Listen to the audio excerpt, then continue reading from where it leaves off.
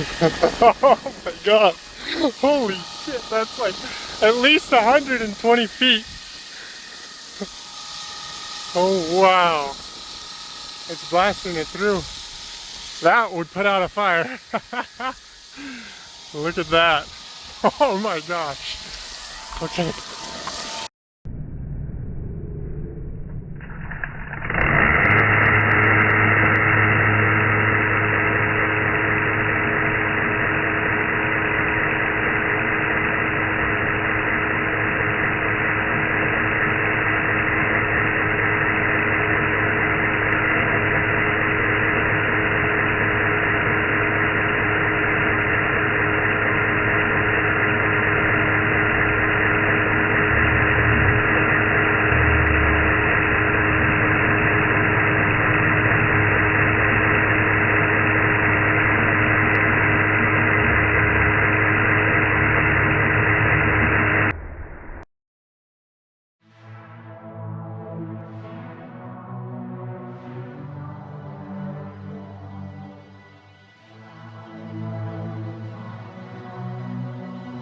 Okay, hey there, guys. My name is Robert Karras, as you guys know, at Rowow, and this is Jeremiah Ferwerda. okay. Thank you very much. Could you say, so as most of you guys probably know, I mean, I hope most of you guys know, I develop ion exchange membrane technology, and currently I'm applying in them in the metal refining industry and mining industry. But could you tell me a bit about yourself, Jeremiah, and what do you do? Yeah, okay. So I'm in Spokane, Washington, and I moved up here to a bigger shop about 3 years ago, and I've been working on the Tesla pump and the Tesla turbine. I've been working on the Tesla turbine for about 6 years and the Tesla pump for 1 year. So, Tesla turbine, it's bladeless a bladeless turbine. So, regular turbines have discs. I mean, regular turbines have blades, and you have a jet of steam used sometimes. There's different types of fluids that you can use. There's the organic ranking cycle that uses a lot of different refrigerants to run the turbine.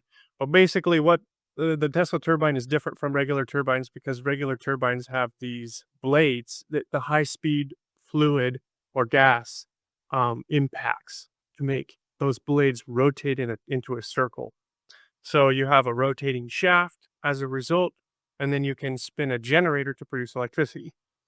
So the main thing is you want a temperature difference. You can have a boiler and a condenser, and because the boiler's more or hotter, the fluid flows from the boiler and then condense in the condenser. So you'll never fill up your condenser because you're pumping the condensed fluid or the condensed gas back into the boiler. So what I wanted to do is I wanted to make an off-grid system for people so that they could use their fireplace. Just the most basic thing. I was trying to help my dad get off grid.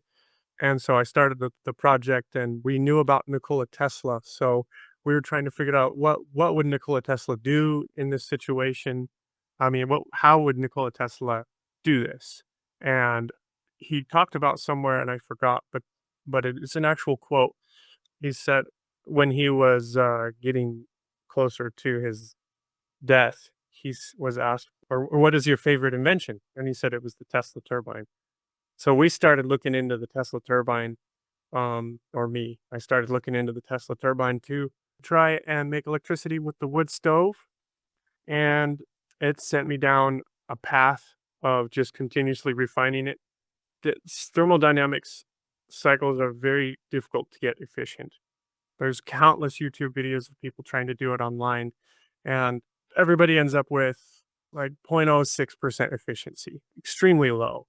So doing something like a DIY approach is very difficult.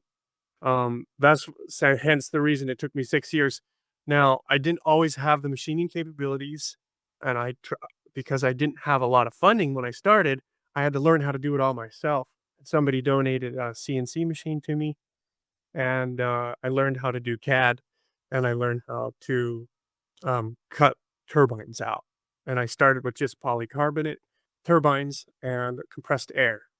So I've been learning more and more about thermodynamics as going down this journey, and I've been getting better and better results and getting more and more attention, and hence more funding. I moved up here from Idaho into a new shop in Spokane, and I got some more funding. Like I got into a new partnership, and he takes care of a lot of the money for research and development. But I haven't had my own source of income. So we decided, okay, there's people out there trying to copy what we got. And we're a little bit nervous that we could lose what we've been working so hard on. So I was mostly open source before, and I started to do a little bit less open sourcing. Um, Although all of my old videos and all of my old technology that I've worked on is all still on YouTube and still up. I just had started posting less YouTube videos. And then I hit a point where I didn't have enough to support myself. And so I was like, okay, so what do we do? I have to do something to help support myself. And so I was like, okay, we have to start posting YouTube videos again. And I really wanted to. It's something I wanted to do from day one. I never wanted to stop posting YouTube videos. So I started getting a little bit more Patreons. And my Patreons have been supporting me personally for a really long time. And they're waiting to get a turbine.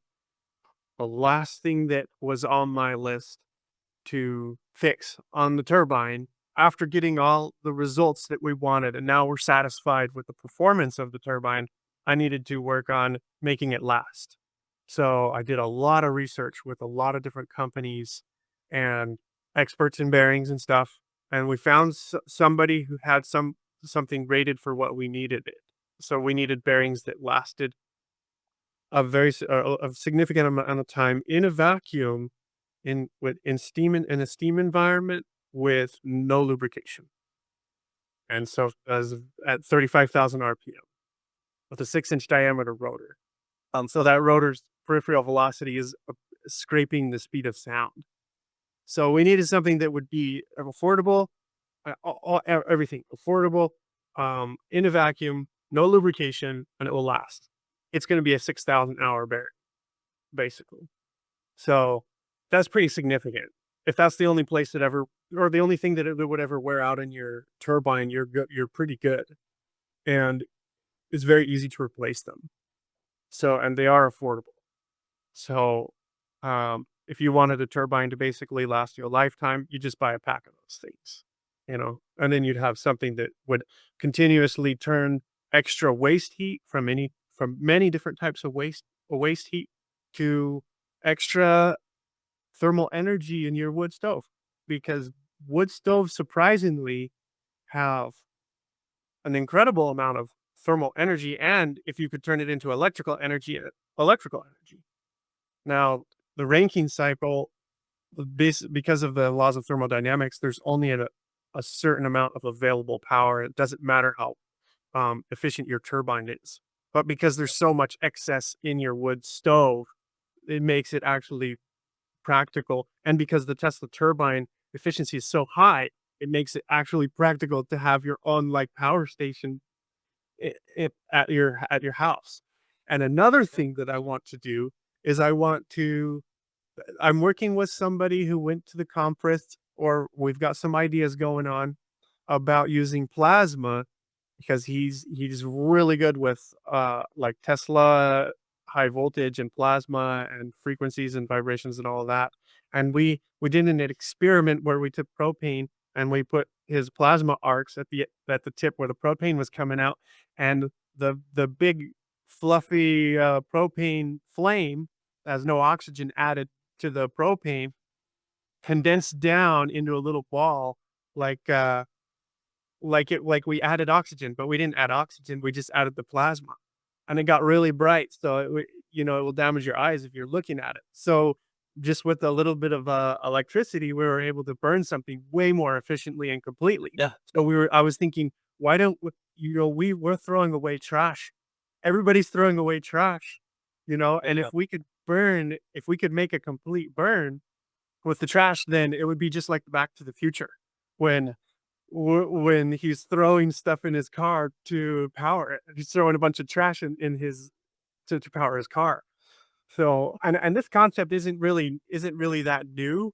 The plasma concept to burn it completely could be new, parts of that, depending on its performance and stuff. Like the thing that's been lacking for people to get their own electricity from trash, which is literally everywhere, and we're burying it in the ground where the planet has an unlimited amount of trash to burn for electricity. The only thing that's been missing is a way to turn the heat energy from that into electricity because you can't throw trash into a generator to run the generator, and that's where the turbine comes into play. We need it. You got to have something very cheap, a lot cheaper, easier to manufacture, and way more forgiving. So normal turbines they have to have super clean steam. They have to have super heated steam, and there can't be any water droplets in there or condensed gases. There can't be any condensed fluid in there because it will destroy the turbine rapidly. And those systems, the drying systems that make the steam completely dry before it goes into the turbine so it won't destroy it, are not needed with the Tesla turbine. So that significantly brings down the cost of the entire system. The two things, if I can quickly mention, Uh-huh. so, just for some background for the audience. Firstly, when you said about how you can more efficiently extract energy from an existing system. A lot of people have a misconception where they just think, oh, you have a heat source, you have a cooling source, and that's it. No, there's a lot that has to go in between that Oh makes yeah, it more efficient. yeah, very. One of my simplest favorite examples is they sell these little fans that pretty much you put on the fireplace, and the heat, differential, from the hot and cold side, it has a Peltier pretty much, and that runs a little electric fan, and that little electric fan is able to then circulate the air, which then Yeah, warms up the room faster than if you simply had a heat source just standing there, trying to heat up the yeah, room yeah. radiatively. Just the convection alone, Yeah, it's not as good. Yeah, just by, converting some of that a little bit of heat into electricity, which then in itself still turns into heat, right? It's not like that yeah. turn into waste, You but still have 100% going into the room, but you're yeah, taking a little bit as electricity. So it's the exact same thing you would do with the turbine. You would have, if you had your condenser inside, it would just be a radiator with a fan, and you could do central heating with it with your wood stove. Set up a central heating system, but you could get electricity to power your house at the same time. So it would still be the whole system would be still be 100% efficient. You're just getting a little bit of electricity. You're turning some of that heat into electricity. And there are cases where you would like in the wintertime where you might want to have your condenser outside because you get a much greater thermal difference, temperature difference, and a much higher efficiency. But that's all stuff that has to be worked out. What we're gonna do is we're going to sell the best turbine that is on the market. And then a lot of people are DIYers. They're gonna wanna build their own systems based on what they learn from us.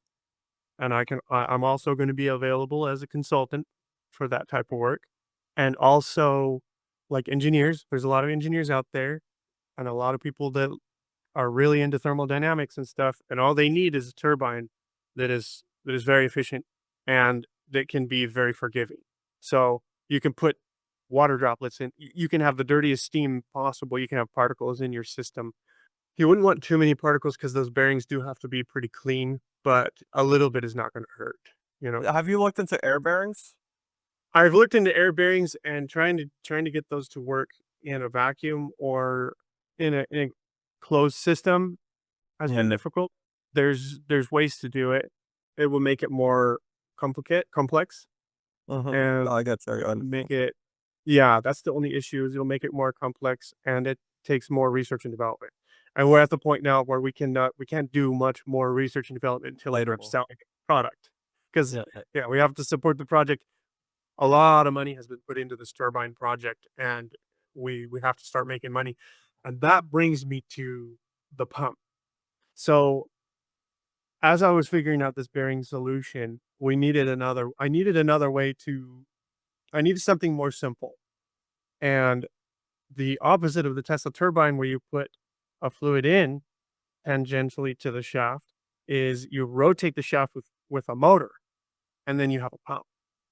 So the biggest application for that is a water pump. And so I started doing research and development on the water pump for I made about 9 prototypes, and it took me about a year, and we steadily increased the performance and the efficiency of the pump to where we were satisfied, because we wanted to make something that was in its class the best in the world. Yeah. And this is very, very challenging thing to do, even with the Tesla pump. I made a enhanced Tesla pump using today's technology and today's machining, and a couple modifications that I made myself. And we got basically the best performing pump in the world, as far as we go. Do you have a So, video on your incredible. YouTube channel or anywhere that shows I, it? I'm going to put I'm going to be putting up YouTube videos about it very soon, because we want to launch the product too. Mhm. So we're doing the first round is going to be aluminum pumps. And the aluminum pumps are going to be more expensive. They're going to be one of a kind, because they have to be machined out of aluminum. So we're working on manufacturing techniques to get the laminar flow casing and all the smooth curved edges and everything done are at very, very low cost. So, Yep. but for now, somebody could buy a piece of history, and the whole thing's aluminum basically, and it's going to be a very high quality pump. So when are you So, planning to launch or start selling? well, okay, so there's one last step, and I can't talk about the step too much right now. Within a week, we're going to get the part made for the pump for production. And when we get that done, I'm going to make a YouTube video, and then it will be for sale. And I'm hoping within 3 to 4 weeks. So when it To goes get for sale, is it gonna be open sourced? How is that gonna work? Because obviously, um someone else can build it. well, we're going to try to get a patent pending on it. It's basically, hopefully that will protect us.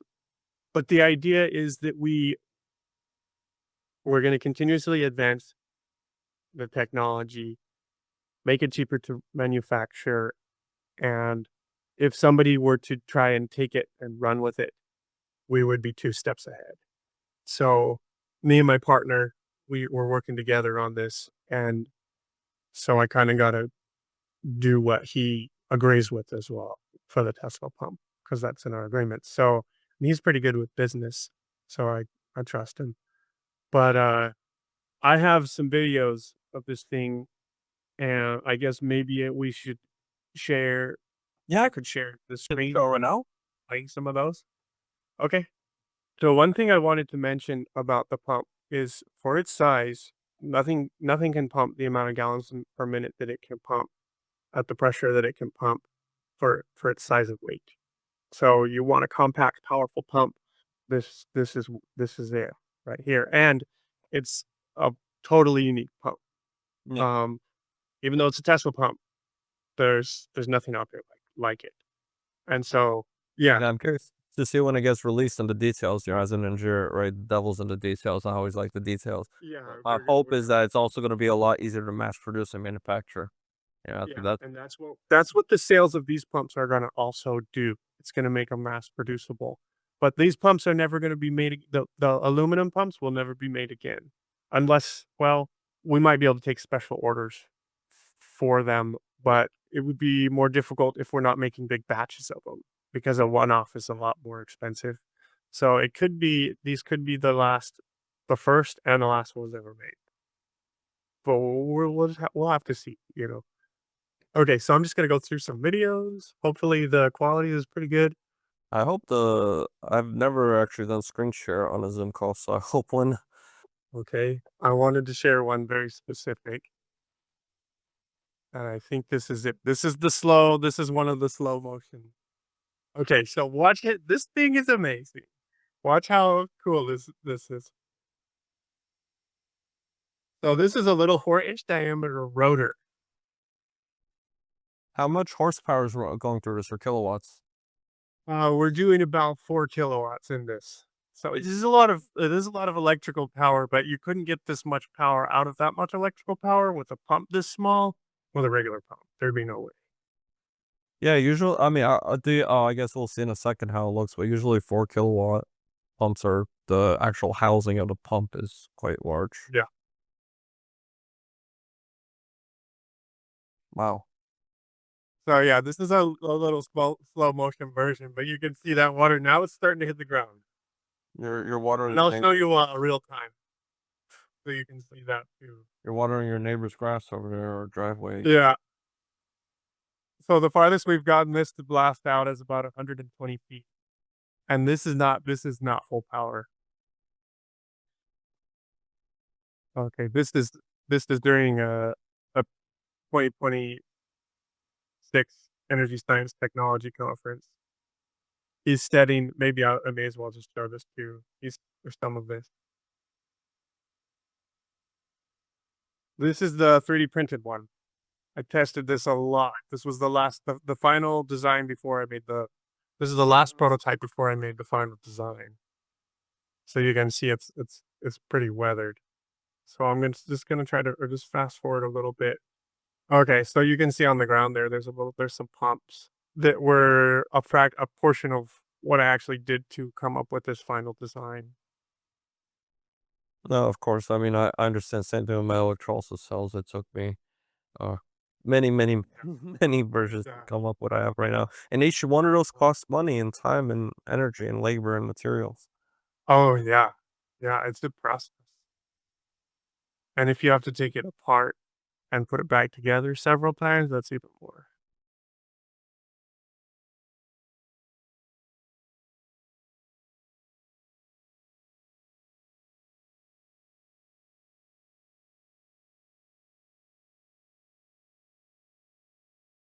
So you see everyone's recording. This is it. Was it everybody liked this a lot, this demonstration because it really shows the power of this little Mhm. pump. Okay, I'm so curious how fast it drains that ICB tote. It'd be nice to see it just go. oh yeah, well, I have some of that, but some of my videos got kind of scrambled here, and I with this video we had to turn everything down. So this pump does like 260 gallons per minute, and it is crazy to watch. And if I Per can find minute? per minute, yeah, Wow. 260, and that's not you wouldn't want to run it there all the time, but for short bursts, that's perfectly fine. Especially like Why not all the time? Why not all the time? well, because that's pretty overdriven. It's you're gonna have some cavitation that's unavoidable because the inlet's only so large, and even though the Tesla pump handles cavitation amazingly, you can still end up with some if your pressure on the inlet drops so low that the water starts to boil, then Yeah. there's nothing you can do to avoid the cavitation. Yeah, it's just physics at that point. Yeah, it's just the upper limit. So this is starting 260 gallons per minute is where the sound gets to the sound is a little bit concerning for a long run. You wouldn't want to like pump for hours at that speed. Your rotor would just disappear, but you could do a burst of like 2 minutes, or a minute. We did it. We pumped we with the inferior rotor one that is not going to be on the new production pump. We uh we pumped it. We pumped this entire tote out in let's see how many seconds. It was about a minute to pump Mhm. 270 gallons. A little bit more than a minute. So, oh, here's a video. Okay, so here's everybody can see that one, right? Mhm. This is me just playing around, getting ready to show this pumping more. So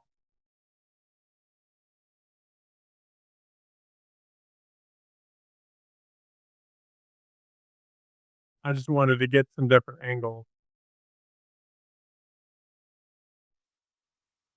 And it sucks that I'm getting these from a lower resolution because it's on Google Drive. Does it have good sucking power or is it mostly a pusher?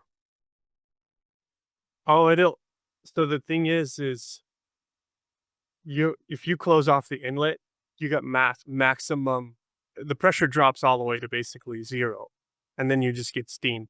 So the atmosphere when you make an empty space, the atmosphere has to fill it, and that's where you get your how high you can pump up depends on the atmospheric pressure. Yeah. So, this will do all the way up as high as any other pump in the world. Because you can only go up to a certain pressure. So your pressure on your inlet will drop more and more and more if you close off that valve on the inlet. It'll drop more and more until you hit 0 basically, and then or almost 0, and then you've got just vapor inside the pump. Here's another, Yeah, the reason I asked was for a well water application uh-huh. because a lot of well pumps, So they're always done. yeah, and The well pumps are at the bottom of the well typically, and they're really small. They're really small in diameter, and so because it would be impossible to actually suck the water out, they have to push the water out. So they have to put the well Yeah. plant all the way at the bottom of the well. Yeah. So this wouldn't be a good application for a well pump, but the best application for this, well, there's many. So agriculture, you could think of countless others. Like one of the best applications for this is putting out fires. We have a 300-gallon tote there, and somebody at the conference mentioned why don't we you make like a trailer and put the pump on a turret and just have this on standby for fire season. So my dad's house actually burned down. He had to rebuild it. But if he had something like this on a trailer, he could have went around and saved his property, and he probably could have saved some of his neighbors too. Yeah. Just by having something like this on standby. And so yeah, I'll just finish playing some videos, and then uh, we can talk more about some other things. And so you can see I'm pretty excited because it's working Mm. great. It's I'd love to I see it in think person. yeah. Let me know if you're if you ever bring one of these in Florida or somewhere near Florida. Okay. Yeah, for sure. So Yes, you're gonna have this. You're gonna file for a patent. You plan on doing that soon, right? Or yeah, yeah, it's in the works right now. and and then are you gonna just keep that patented, or do you have any sort of licensing ideas? Or did you have any Um, sort of licensing idea? well, we kind of just want to sell it on our own network. We don't we haven't really been we're not really looking for investors or anything at this point. Well, I guess we would be open to it. So if somebody did want to have a proposal, then we would at least hear it out. But the plan is to do a pre-order run. If we can sell 25, we can get them at the price we need to make a profit, and then we'll go from there. So, Would you like me to share my take on the whole patents and open source philosophy? um, yeah, absolutely. Is it okay to finish a couple of the videos? Yeah, continue, yeah. Oh, okay. Okay. We're almost done with Okay. the videos, right? Let's see. Okay, here's one from this view.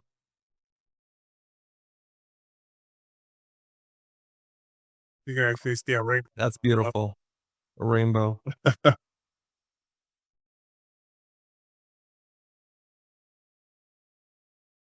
I was off. It just got water raining down from everywhere. Okay, and the most impressive video that I wanted to show, I'm gonna get there really quick. Ooh, that's the pump right there. Okay, get there to show that. This is right. Oh, the draining. Here it is. This is the one I wanted to show everyone.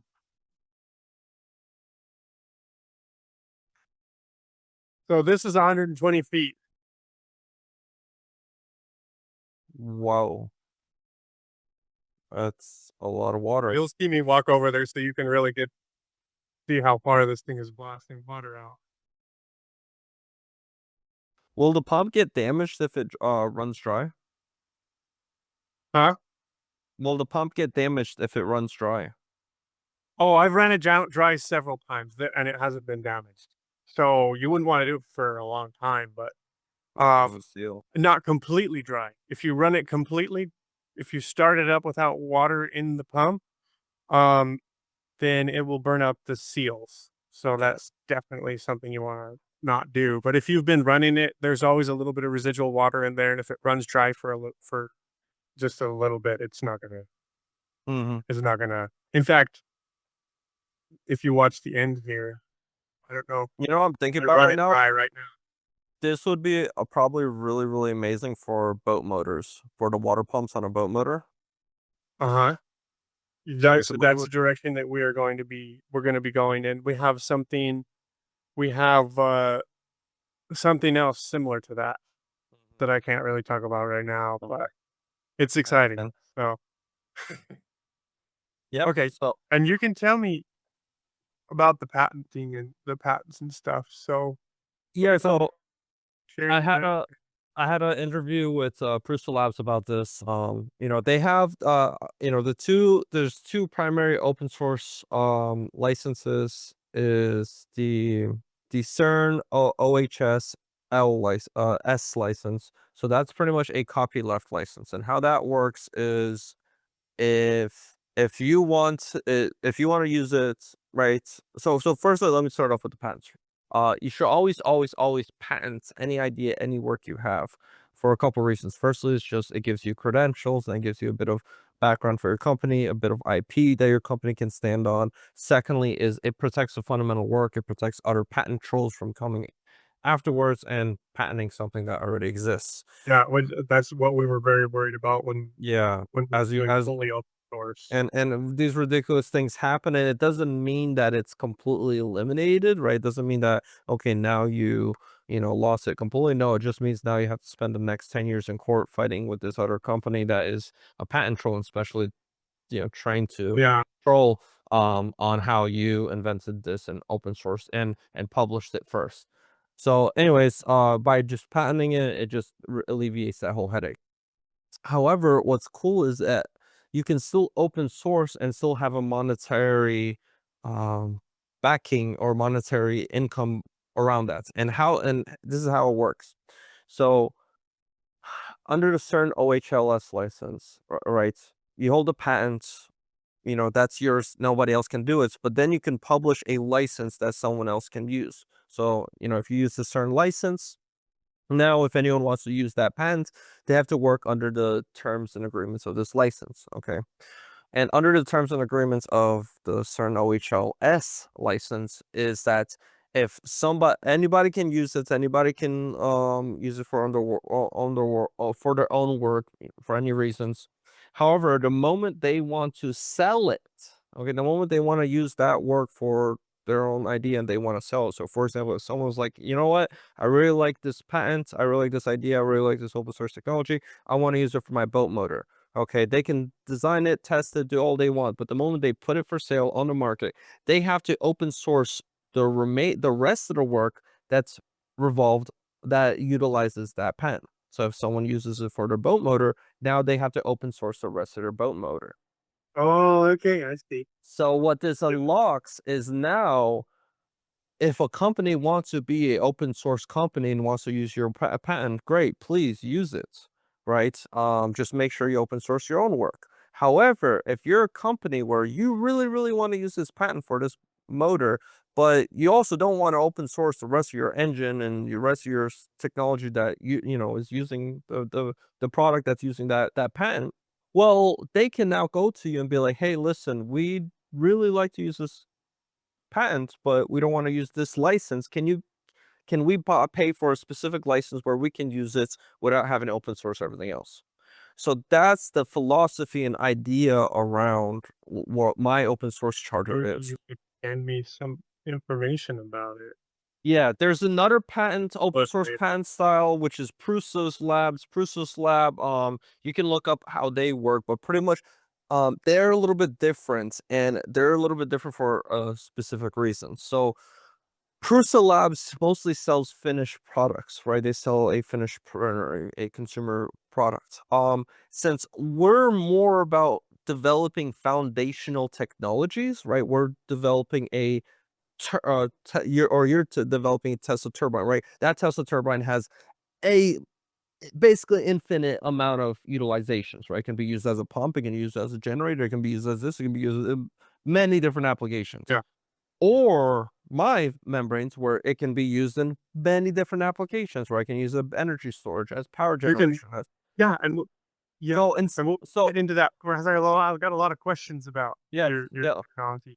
Well, What? again, says so the point is with this open source idea or the CERN OHLS is now it allows you to hold a patent, hold IP, hold ownership, protect it for anyone else now can use it, but it now allows you to have a monetary gain on this, right? Where a company can actually pay you for something instead of because that was my dilemma my whole time. And, I had a lot of companies come up to me and be like, hey, listen, love your work, love what you're doing, but, we want to be able to, probably develop this into something, probably pay you for a license. But how are we going to pay you for a license if the thing is open source? Why can't we just do it ourselves, right? What exactly are we paying for? And that was a dilemma that struck me hard for, a while, right? And investors always ask me this also question like, okay, so what exactly do you have that you sell, right? What prevents someone else from doing your work? And similar to you, I provided similar answers where I'm like, well, I provide consultations, right? Anybody or one amazing guy that told me is, the equivalent is anybody can open source or the violin is open source, but that doesn't mean everybody can play the violin, right? So same thing with my membranes. Just because it's open source doesn't mean everybody knows exactly how to configure them, how to Yeah, operate them. exactly. Yeah. Yep. Yep. So, and those will always be consultation works that is always provided on my website. And that's one thing I recommend. A lot of YouTubers, a lot of creators is always having a consultation option. Like on my website, like you just in a second go on and you could set this up really quickly, really cheap, really easily, where somebody can book a slot, pay, your rates, and it should, be honest with your So rates. that's one thing I really wanted to talk about, and I didn't really know when we would get it was appropriate to get there, but Mhm. I did. I started uh, a new prototyping service, and this is something that would directly help me get out of the hole that I've worked myself into. Now, the hole that I worked myself into was spending all my time possible on the turbine and the pump, which made some amazing products. But now I'm like, okay, so I have to figure something out to do right now to support myself. And me and my wife were thinking, and I was talking with some other people, and they're like, well, I've developed these amazing skills to prototype things. So I can rapidly prototype basically mostly mechanical, but also some electrical stuff. And, or I just got a new 3D printer. I got a CNC router, and I've got connections. I've got a machinist that I'm working with. So if anything's made out of metal and it's I important understand. there, So you're looking to provide prototyping work. yeah, prototyping service. So I actually got a job the next day when I made a post. My wife made a post on Facebook. And so I don't it doesn't have to be something super advanced and something like crazy like this. She needed these little fidget buttons. And I did some brainstorming with her, and we had all these ideas. I went home that day, I drew it up on CAD, and then I printed it, and the next morning I gave her a final product, Yep. you know? Yeah, I just wanted to let everybody know that that's the service that I now provide, and hopefully we'll have, like, my email or phone number somewhere, at the beginning or the end of the video or wherever's appropriate. But, now if somebody has an idea that they wanna I rapidly can have it develop, on screen now.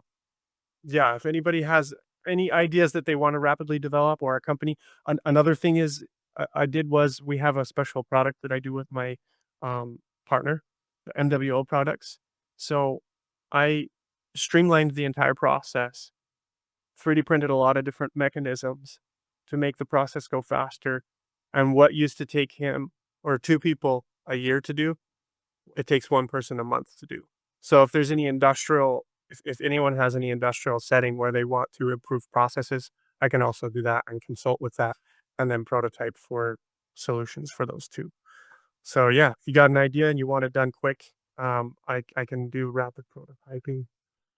What one recommendation I can give is, well, two actually. Firstly, is always value your time. Don't underbid it. Like right now, I'm charging $300 an hour. Right, that's not me underbidding. That's not me being greedy. It's either I make $300 an hour on a call with someone and teaching them, and spending one-on-one time, or I can go rebuild heavy equipment, or focus on my farm or do my other side hustles, which Yeah. I can make that right. Like so definitely do not undersell your time. There's consultants actually. So $300 is yeah, incredibly cheap. and It's like I understand that. And so what I'm going to start at a very, very good price. So, and then as I get more business, I'll have to increase the price. But I if there's I would I would investor, that's a very that is a business model, or that is a business idea that a lot of those with a lot more experience heavily disagree with, and they pretty much set yourself up for what are you worth. Right? If someone's gonna pay you the next 3 months to do something, will you work for that amount? That's what you need to ask yourself, right? This isn't about, I'll start slow, like gain some traction, build it up from there. No, you have to set yourself a term. You have to, when I'm saying that, what I mean is, what do you value yourself as? You have to really deeply understand that. Um, and again, it's when I also say this is, for example, when I've set my terms, it doesn't matter if I'm on a call with you teaching about basic chemistry. It's not if I'm building a custom electrolysis cell design for you. It doesn't matter if I'm just doing some basic or some advanced. My time is my time. You're not charging your knowledge, you're charging your time. So again, set that very, very clear and firm and flat. Um, of course, as you scale up and your salary grows, yeah, 100%, it's gonna adjust. Not saying that, you set this and that's, for the future. Understand what your worth is, set it as that, and be open to any option, right? People, for example, I've had a lot of people pay consultation calls for no other reason than they just wanted to meet me and just have a one-on-one direct call. They just really support my work, they really support what I'm doing, and they just wanna say hi. And and then that's great. There's people out there that I would do that with, people that I follow and stuff. If I had the money, I would love to do something like so that. that's what I I recommend is, like, I'm on my website, I have a Google's, well, no, right now I switched over to, Calendly. But, you can use Google Calendar, and people just click on that. You have it synced up to your Google Calendar, and whenever there's a time slot, they can go click on it, book, pay for the time, with a credit card or whatever. Write a note what they want, or you can customize it however you want. You can have Claude even set that all up for you, or whatever AI yeah, you're using. But yeah. point is, you can I have think that. I just wrote down that's something I got to do. I'm going to do that. But in the Yeah. meantime, if they just want to email me, then Mhm. we can get the ball rolling. Yeah. Well, Thanks for the definitely. idea. Yeah, I know I've had that. A lot of people even message me a lot of times, and a lot of times I'll like turn that down because that's not my style. So definitely, it's there's a huge audience out there where somebody wants to do something, but they don't have the CAD experience, they don't have the manufacturing experience, they don't have the Yeah. there's a lot to it, right? And they don't, also everyone has their talents, right? You have your talents, I have my talents, and um, And so the lady came to me with an idea and we brainstormed and we ended up with something similar to what she wanted, but also way cooler, you know. So I have a lot of ideas too. I can either take what you got, make a product out of it, or help you innovate it and make something totally unique that might be better, you know, or so yeah. yep. So yeah, that's my best recommendation on the patent situation, on how to open source that. hopefully your partner will agree with that. Um, because there's a couple of ways to understand this. Another thing to understand about the patent system is it's like a lock to your house. The only thing a lock to your house does is stop good people from coming in. If a bad person wants to break into your house, they will break into it no matter what kind of lock you put into that front door. If a bad person wants to copy your patent, copy your idea, they will do it, and there's no way you'll be able to. Well, in your case, it's a bit easier because because you have a mechanical patent. So, if someone else is selling a turbine design, you can just open it up and see how it looks. But two parts on that. First part is, uh, patents is pretty frail. If someone wants to violate it, they can violate it, right? They can, do one small change, and that completely negates everything. And on my aspect, the reason why it's a very huge difficulty for me is that uh, I can't enforce a recipe patent on how it's being done on the other side of the world, right? Like if a company is producing ion exchange membranes similar to mine's, I have no way that I'm going to be able to know what they're doing, if they're doing exactly the same process step by step as I'm doing. Pretty much that will involve me traveling to the other side of the world, going into their factory, watching their personnel work, right? That's completely unrealistic. But again, the whole point of getting a patents and getting a licenses system and doing all that is by having it open source. More people do it, more people engage with it, more people want, interact with it. And then the good companies like Yamaha or whatever other, outboard motor company. I don't know why I can't think of more companies than that Yamaha.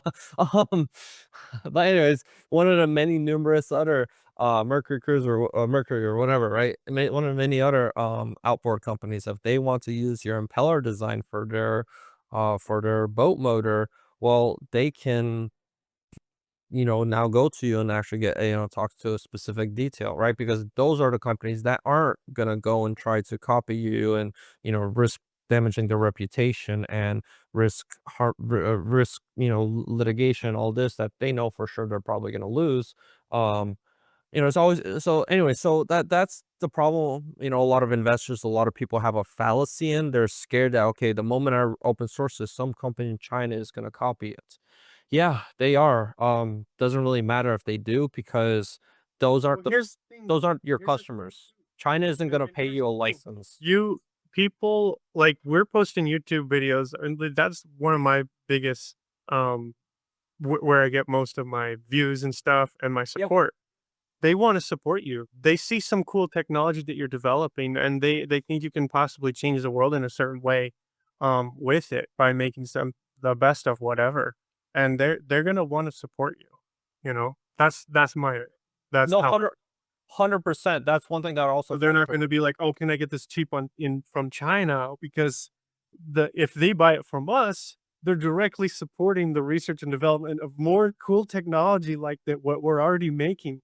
We're gonna continue doing this probably for the rest of our life, and where we're gonna end up coming up with some pretty cool stuff along the way. So why would somebody not want to buy it from us? The people who actually designed it and created it. No, Well, there's gonna be 100%. some people that would buy it from China, but, that's The so again, like I said earlier, right? That's not your target audience. That's not your target market, right? You would have never had won that anyways, right? Like I get this question all the time, like by investors and people that knew about me and funded my work and support my work and bought my stuff. They're like, well, you made a big mistake by open sourcing it. Some bad person is going to go and copy it or whatever. I have to explain to them, listen, that bad person would have never bought my product in the first place. They might have been bought one to copy it, but they would have never been a real customer even if I kept it proprietary, even if I yeah, didn't never open sourced it. And at the end of the day, I was able to meet you as an investor, as a funder who drastically supported my work, drastically supported my, the things I'm doing and funded me drastically because I open sourced it. Right. It's yeah, exactly, a bit because of a fallacy for you to say that, oh yeah, no, you it's should have never the open chicken or sourced. the egg thing, It's like, You would have I never met me if I never did this. What are you talking about? yeah, So, yeah, 100%, open sourcing is the way to go. This just again, I really like this new way that I was able to figure out a way to do it. Not saying that I came up with it. Again, I'm using a, CERN.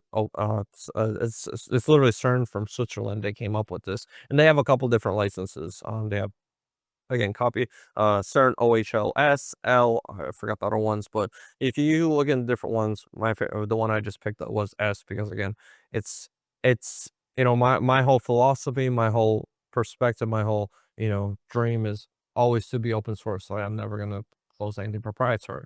But how am I going to be able to do work with a mine or a company or someone that wants to develop this technology for some proprietary purpose, right? Like they're never gonna, pay me to develop this, membrane technology to better, I don't know, create some very specific, unique application for some plastic manufacturing purposes that regenerates the chemicals in some very niche application. They're never gonna do that because again, it's open source. What is that gonna help them? But Yeah.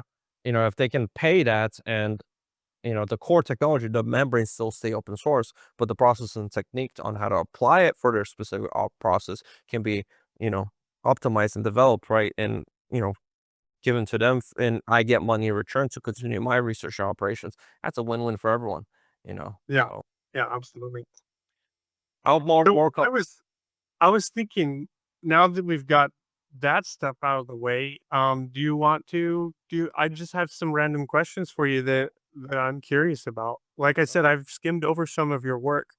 Um, but I would like to, yeah, I just have some like so when you're doing one of the main applications for this is to extract minerals and stuff from soil, right? So that you can take like dirty, like scaly stuff that have been discarded from mining, and you can actually get stuff out of it, and you can do it super cheap. And I mean, the possibilities to that would be endless. Can you do stuff like platinum and gold and you know stuff like that? Yes, no, that's the primary aspect that makes this my technology, my mining process super, super, um Dude, yeah. unique and amazing, is that what it allows you to do, it creates a high enough. Okay, so first thing to understand is gold. If you just get a gold bar and you dip in hydrochloric acid, concentrate That's just gonna go. hydrochloric acid, even boiling hydrochloric acid, nothing's gonna happen. Okay, it's not gonna dissolve. However, if you use aqua regia, which is hydrochloric acid plus nitric Okay. acid, it dissolves the gold. But what a lot of people don't understand is the nitric acid actually decomposes and evaporates into the air. It actually doesn't react with the gold. The nitric acid simply provides as an oxidizing species, almost like you can think of it like a catalyst. It allows the catalyst reaction to occur for the gold to react with the hydrochloric acid to produce gold chloride. Does that make sense? Yeah, yeah, that makes So sense. the other way to understand is the chlorine is what's doing all the work, right? You just need a high enough oxidizing potential to be able to dissolve the gold. Well, platinum group metals are a bit harder. For example, Yeah. rhodium and iridium. Same. If you use aqua regia, it won't even get touched. It's gonna take forever if it does, right? If It doesn't. It just doesn't at it all. doesn't. It's completely invulnerable because aqua regia is just it's a very weak acid. It's a toy compared to what. Anyways, so well, traditionally, right? How do they refine catalytic converters, for example, in this backyard or whatever at scrap? Well, what they do is they'll use hydrochloric acid and bleach or liquid chlorine. And this provides a high enough ORP level where it can actually dissolve the rhodium, the iridium, the platinum group metals in a catalytic converter. Well, bleach fundamentally is sodium chloride with oxygen attached to it, a couple oxygen molecules. So this process, what you have is you have a 15% hydrochloric acid solution. You have some sodium chloride in it, salt, and what happens is on the negative side, uh, it produces sodium hydroxide that reacts with hydrochloric acid to produce sodium chlorates, and then that produces hypochlorite, which is the oxidizing species that allows you to dissolve the platinum group metals. So that is all done electrochemically in situ in the same electrolysis cell. In the same time that it's plating off the metals, it's regenerating the acid. So that's what's so amazing about this electrolysis cell. and its process is that it's able to produce these super, super, super high, It's um incredible. That's amazing. yeah, and, again, normally I don't know. you That's one of my chemistry is one of my lower points. Like I don't know a lot about chemistry, but um just what you've been telling me, like you're blowing my mind already, the possibilities of things that you could do. There's probably an unlimited combination of things that you could do. it changes how it changes the metrics and economies of things. So, couple things. Firstly is if you were try to ship in,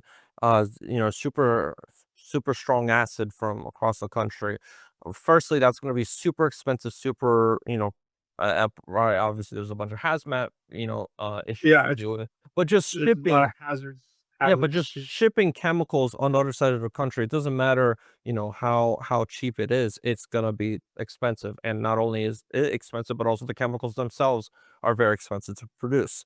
However, if you can regenerate it on site, you cut your energy cost, you cut the whole entire cost of everything to a fraction of a fraction of a fraction of a cost. Because of that, so normally platinum group metals, in order to extract them from ore, you have to use pretty much molten salt, molten sodium sulfate or sodium metabisulfate.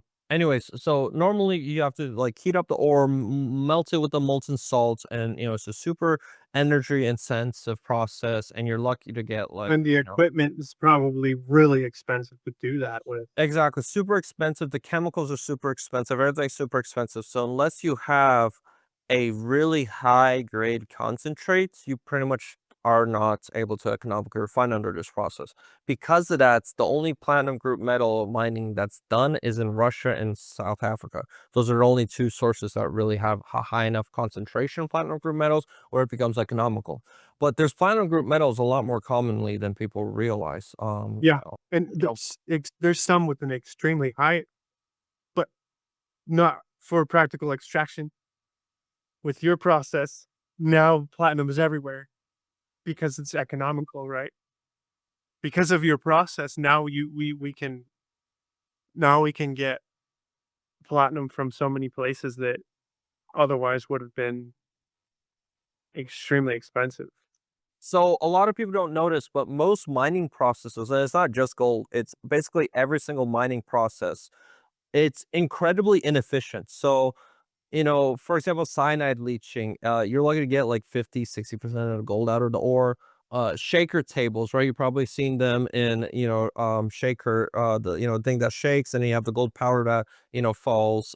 Right. Those are lucky to get, depends on how fine the gold particle is, but it can be as bad as like 10 or 20%. There's studies that showed as well super, super fine gold. Pretty much unless it's like actual nuggets or pieces that you can actually physically see, microscopic gold or finely divided gold, it's it's Yeah. it's not practical to extract from. Even froth flotation, so pretty much they use some chemicals and they crush it up into super, super, super fine powder, and they try to foam it up and collect the foam. In lab grade settings, that can get to like I've seen that. I've seen that on YouTube. I've seen yeah, the process. Yeah. that can get to 80% recovery rates, but real life is different from lab grade, and typically real life is like 50 to 60%. So in general, we can assume that 50% of the target, keeping all of that in mind, is the target minerals we want to extract through traditional refining processes, we probably only extracted like half of that. So if we have a process that we can extract 99% of that, we don't even have to dig an extra shovel in the ground. We can simply go back to the existing waste deposits that we have, that we already have dug up in this And polluted extract the rest. environment, and we can extract the remaining 50%. But also, what's cool is not only can we extract the platinum group metals, we can also extract not only can we extract the remaining 50% of the target metal, but also we can extract the other remaining metals that we did not target, right? So again, froth flotation, that's a very specific process. And Wow. also Okay. Yeah. that doesn't work on all ore, but if you want to, for example, in addition to copper, you want to extract other stuff, you have to use different chemicals and different processes to be able to extract the other metals. Um, shaker tables, right? That primarily works for heavy, heavy gold, but other, metals or other, there are, precious metals that are lighter than gold. Doesn't really, it works even worse than that. Yeah. So, anyways, point is, not only can we extract, 90, basically, twice as much of the original feedstock, but also we can extract more types of the feedstocks, and if you simply can extract half a extra gram of gold, it covers the cost of the entire process. Just an extra half a gram of Just gold. that. Just the gold, not the rest of the stuff you can get out of it. Exactly. Plus the rhodium, That's plus a lot more. plus all that, and plus the rare earth Yeah. elements, and plus How did you things. sorry to interrupt, but how did you get started in all this? Are you a spiritual person? Are you atheist? Um, I'm I'm very open-minded, so anything that anyone says, I'll always take that Sure. in So one of my life goals in my life is to create a floating island. So I'm really into I really wanna, recently learned this as a term called seasteading. So it's the idea of, having independence. Have you heard of ocean builders? Maybe, I don't They remember. they do that. Ocean Builders does seasteading. I used to work with Ocean Builders. Oh, okay. So maybe you can have a connection with them. But yeah, so this technology obviously has a lot of applications to that because, anyways, we can go into that, but that's a bit of Yeah, yeah. but to answer your original question, I really wanted a floating island, and I had my farm, I had some stuff I was doing, and I was trying to figure out how to be able to increase my revenue to be able to fund, my dream vision of creating an entire country out in the Atlantic Ocean. Obviously, Pretty that's ambitious takes a bit of goal there. money. So I was thinking maybe I'd start a construction company. Maybe I'd get into spray foam.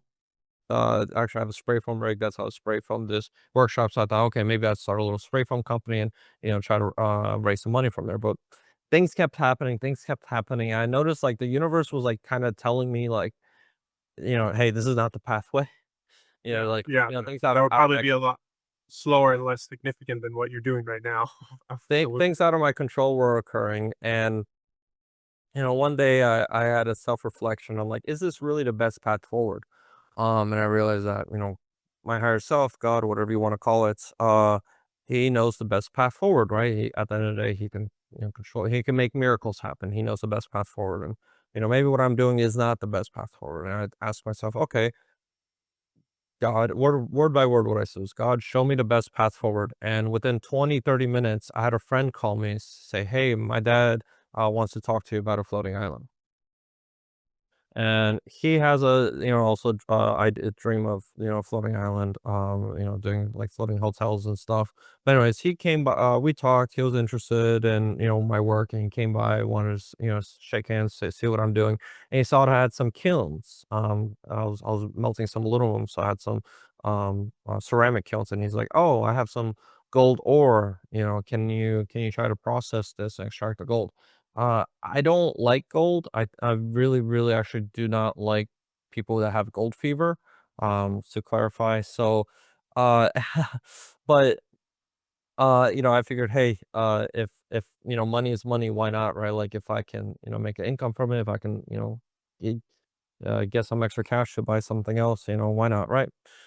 So I accepted, got some gold, got the gold ore, and I thought, okay, first thing I'm gonna do is acid leaching, right? Because that's I don't know, for me, I just thought that was the best way because it's gonna dissolve everything. That's the most, proper way. If you try to heat it up directly, it's not gonna exactly melt out everything.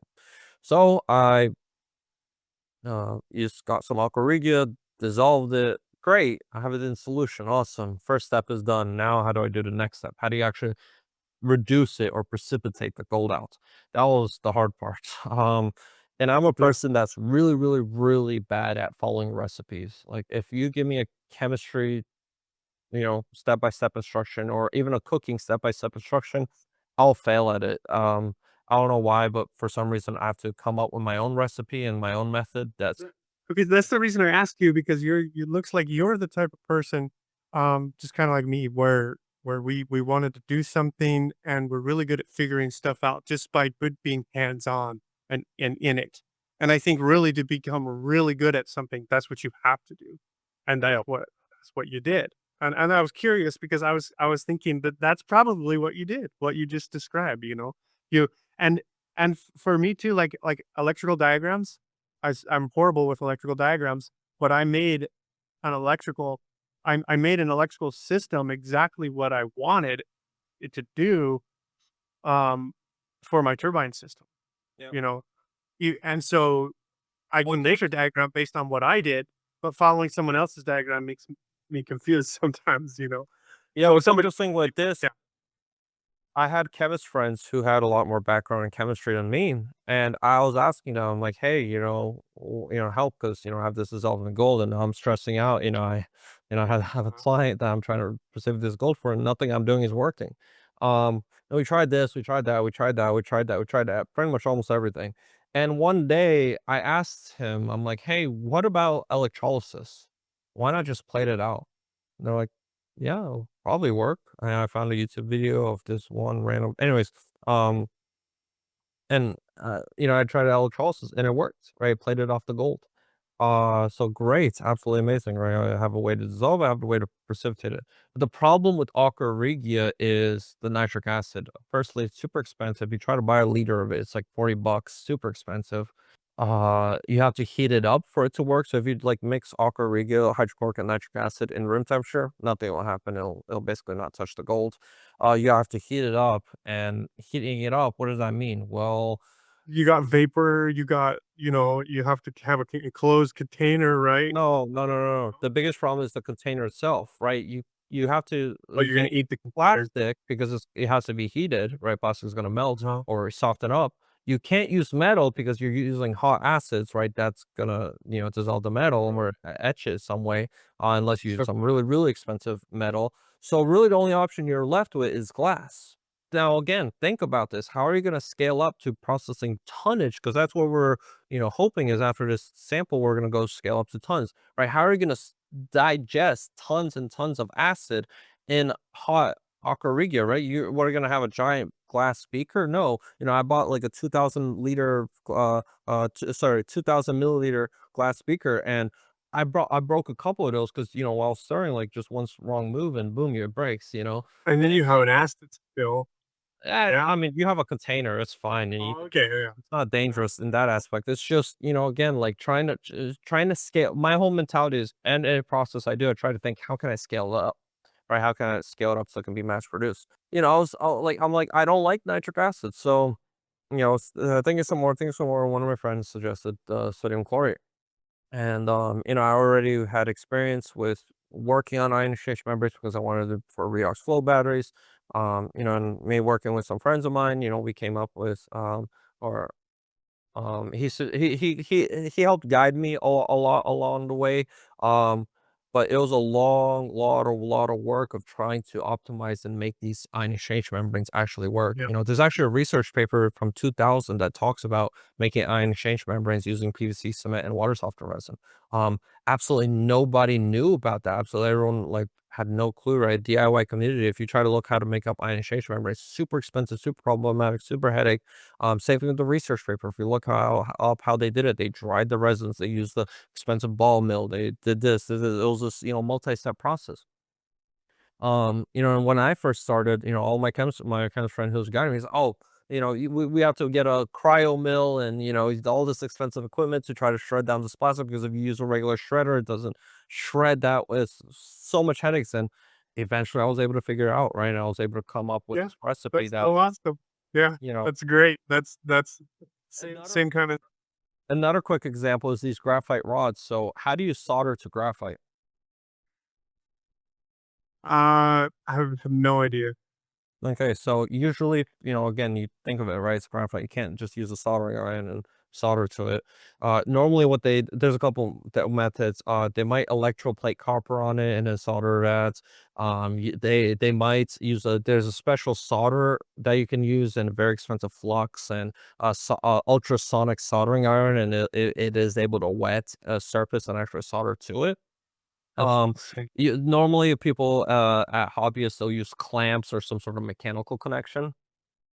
What I came up with is a way. So what I do is I melt a lead alloy pot, okay? It's slightly above melting point of the alloy. and I get the rod, I'll cut 2 little grooves on it, and I'll quickly dip it in that pot, and what ends up happening is the metal just quickly flashes and, solidifies right on the cap end, right on the tip. As you pull it out and it cools down, it shrinks and forms a mechanical connection all on itself for a fraction of a Oh, okay, second. because it cools in it. Yeah. Oh, wow. Yeah. That's really Nobody's crazy. ever again, maybe somebody has, but from all my research I've done, nobody's came up with a method like this, and Yeah. again, another thing we've patented in or patent pending in open source. Um, it's definitely, same thing like you, same thing like me. Like, one of the best abilities I have is to be able to, do things at a fraction of cost, and thinking outside the box, right? Again, did I come up with some crazy new exotic material to do this? No, I just came up with a recipe how to do it for a fraction of price. You know, Yeah. because like, well, before this, what I was thinking, what I did was I CNC machined a little mold in aluminum, and I put the rod in, pour a little lead around it, and that form after it cooled down. But think about it, right? What does that mean? It 'cause, like, I don't have to connect one rod; I have to connect hundreds of rods, and I have to do it in a amateur scale in my garage, basically. How are you gonna connect hundreds of rods like that? You're gonna need to cut out 100 different molds, careful have some sort of, jigs mechanism where you're carefully holding them and carefully pouring that lead in, letting it cool down. It's a lot of work. But Yeah. this, now you're using you're literally using the minimal amount of lead possible. You're doing it for a fraction of a second. That's it. Boom, you're done. Like, all you Uh-huh. do is dip it and it's done. Sometimes you might have to do a second dip, but literally, like, you can't beat that in any other Yeah. way, Yeah. you You don't need can't. expensive molds, you don't need expensive, jigging and expensive tooling, you just like, one small pot, like. Yeah. And innovation is sparked by a lot of times innovation is sparked by not having the resources. You have to Yeah, figure out how to way to do it cheaper, and then suddenly you have something that can change the world, you know? So, I mean, it's a 100%. good place to start. A good place to start is when you don't have anything, which is what we both did, to moving up and getting more and more support to where now we're doing some serious things. Yeah, I mean, one of my learning lessons was, I thought everything could be DIY'd, if with enough intuition, with enough figuring out, you could do it.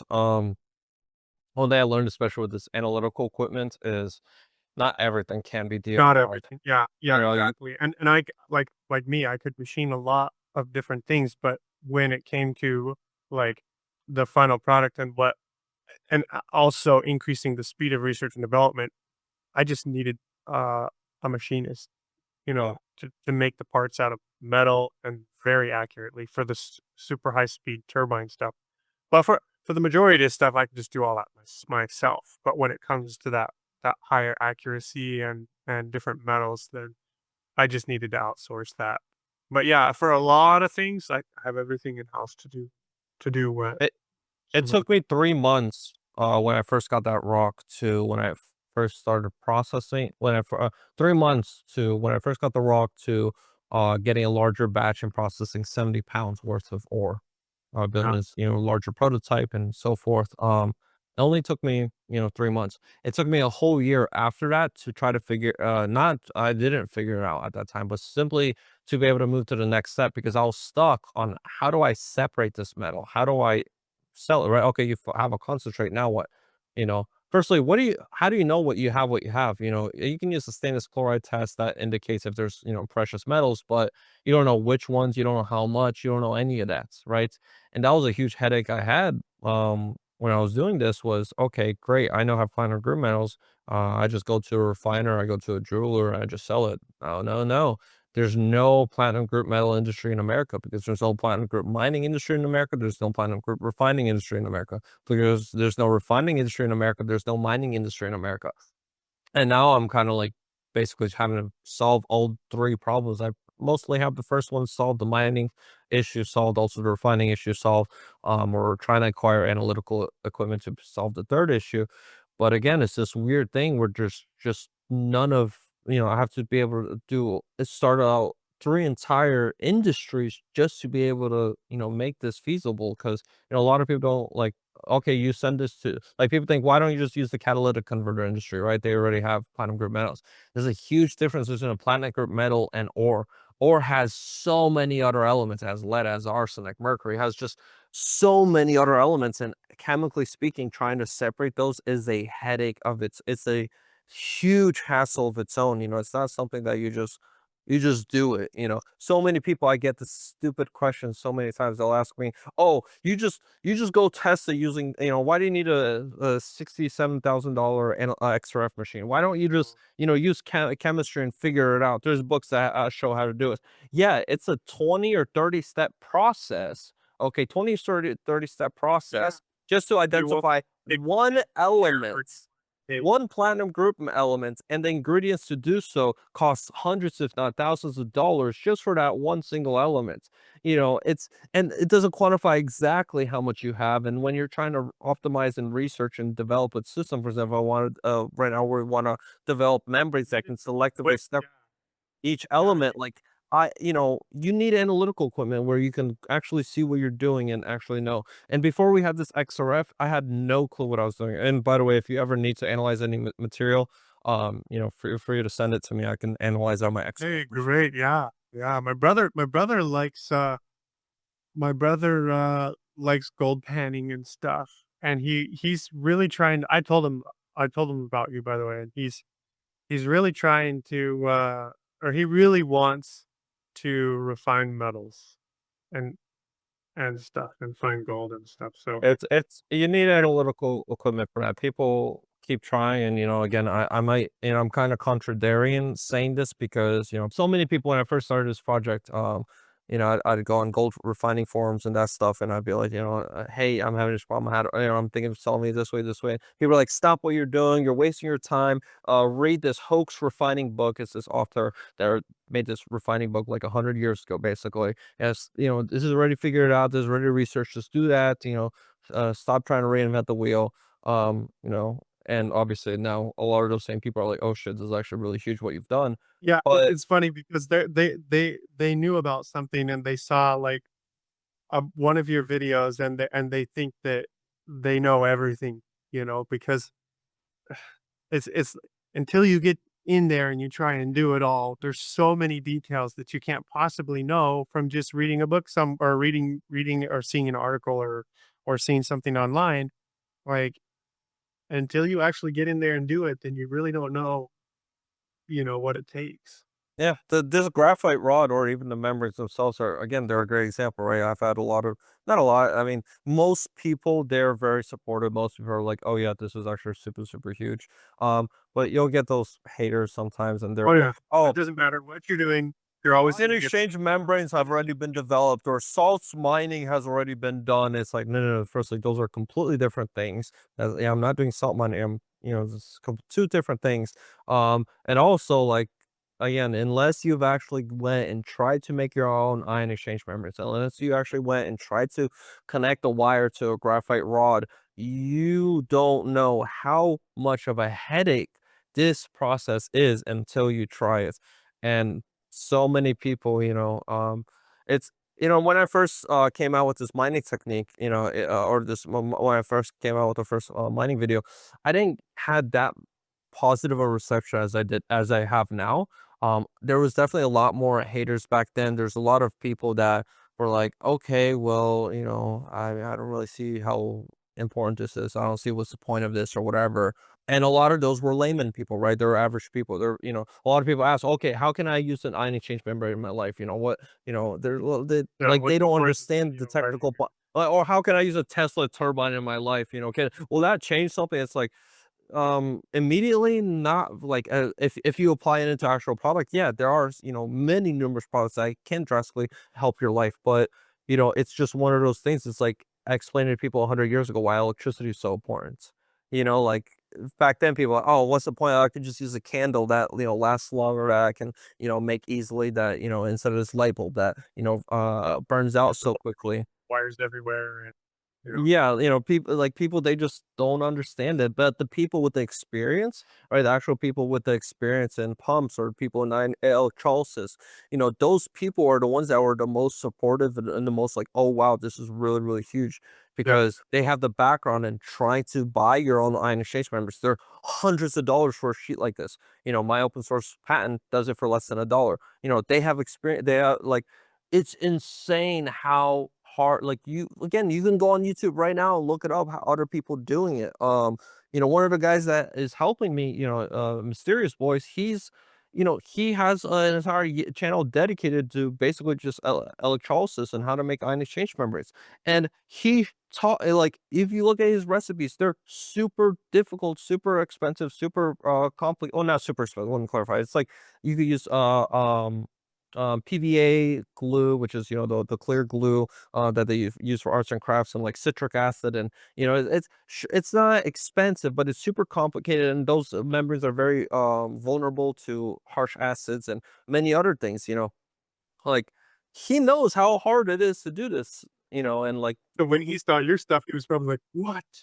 That's he so was cool." surprised when he heard them work. You know, I remember like throughout the process, like he's like, man, you need to make these membranes thicker. You need to make these membranes thicker. And I'm like, dude, I'm telling you, they work. And like, cause these things are like 5, 10 millimeters, you know, thick. Sometimes 20, like, oh, but you know, they're sometimes I'll have them like half an inch thick. There's crazy, like, you know, when I first started, because I had such a poor, manufacturing process when I first started, you know, and he's like, "Oh, you have to make them, thinner, it'll improve performance a lot," but I'm like, "Dude, it just works, like, why?" You know? And he still is, like, shocked. The best thing we could understand of or our the best theory I came up with on why they're working so well is because of quantum, tunneling. So think about it, right? The resin particles are completely coated in PVC plastic, which is an insulator. How is anything supposed to pass through it?